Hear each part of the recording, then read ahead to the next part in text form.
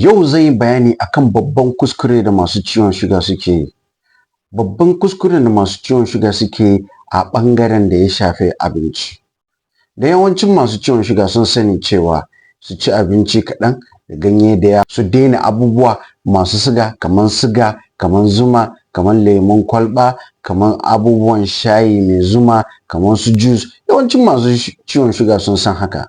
Masu ciwon suga sun sani bisa ga bidiyon da nake muku cewa hatsi a nika data, kar a yi kamu, a yi kunu, wato garin dawa a yi targe a yi kunu.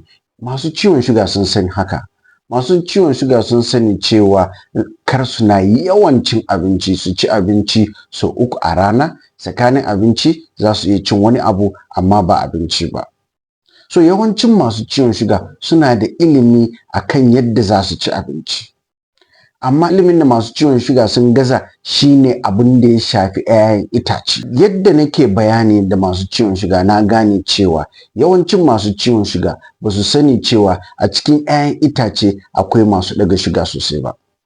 Akwai wani mara lafiya da ya zo wurina, muka bincika yana shan magani bisa kare, muka bincika yana motsa jiki, muka bincika yana bin duk shawaran da ake bayarwa.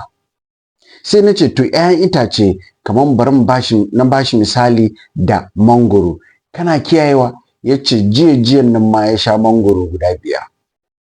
Shi tunanin shi tunda 'ya'yan itace ne ba zai ɗaga mishi suga ba. So masu ciwon suga suna babban kuskure a ɓangaren 'ya'yan itace. Akwai 'ya'yan itace da dole ne mai ciwon suga ya guje su in yana so sugan shi ya kyau. Zai yiwu cewa ka bi doka, ka bi shawara na kowane ɓangare, amma 'ya'yan itace ne shine inda damuwanka yake. Na ɗaya shine mai ciwon suga dole ka daina abarba. Abarba yana ɗaga suga. Dole ka daina jan mango, dole ka daina jan gwanda.